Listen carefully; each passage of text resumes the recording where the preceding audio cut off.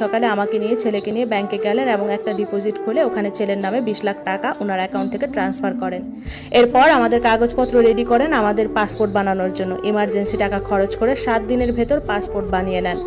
আমি আর শ্বশুর বাড়িতে যাইনি এবং ওনার সাথে এক রুমে থাকিও নি। 15 দিন আমাদের বাড়িতে অন্য রুমে ছিলেন। আমাদের সব রেডি করে ভিসা লাগিয়ে আমাদের সাথে করে একসাথে সবাই মিলে দুবাইয়ের পথে পা বাড়ালাম নতুন জীবন এবং নতুন সংসারের আশায়। জীবনে প্রথম বিমানে ভ্রমণ আমাদের মা ছেলে, সে এক অন্যরকম অনুভূতি।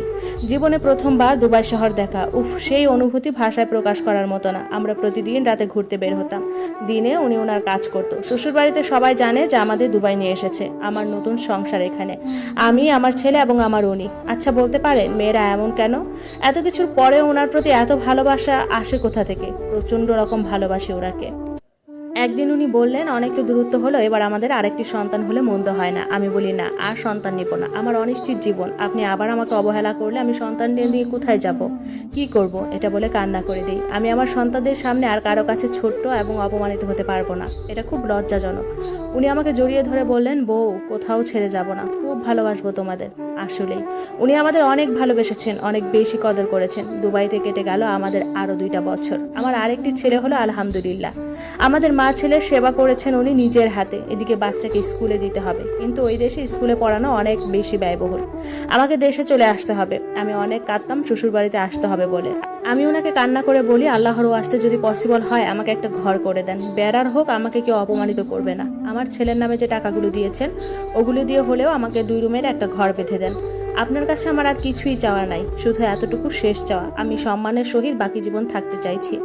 উনি বললেন, ঠিক আছে। ওনাদের রাস্তার পাশে একটা জায়গা ছিল, উনি সেখানে আমাকে একটা একতলা বাড়ি করে দেন। এর মধ্যে আমাদের দুবাইতে রেখে 1.5 মাসের জন্য বাড়ির কাজ কিছুটা গুছিয়ে দেওয়ার জন্য দেশে আসেন।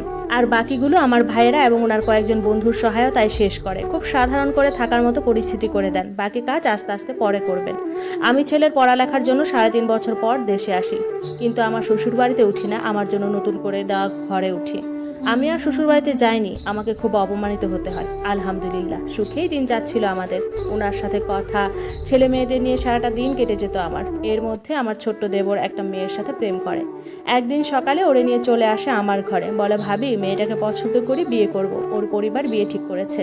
মেয়েটা কাউকে কিছু না বলে ঘর থেকে চলে এসেছে। আমি আমার স্বামীকে ফোন করে সব বলি। আমার স্বামী আমার শাশুড়িকে আমাদের ঘরে পাঠান। উনি এসে মেয়েকে মেয়ের ঘরে দিয়ে আসেন এবং পারিবারিকভাবে বিয়ের আয়োজন করে। গায়ে হলুদে আমি যাই না, বিয়েতে কোনো রকম 2টা ভাত খেয়ে চলে আসি। আমি মনে করি আমি যখন এত সমস্যা, দূরত্ব বজায় রেখে চলাটা অনেক ভালো। আমাকে আমৃত্যু এমন অপমান কম বেশি হতে হবে। মানুষ আমাকে দেখিয়ে দেখিয়ে বলবে, দেখো দেখো, এটা আগে সৎ ভাইয়ের বউ ছিল, সৎ ভাইয়ের মৃত্যুর পর উসমান বিয়ে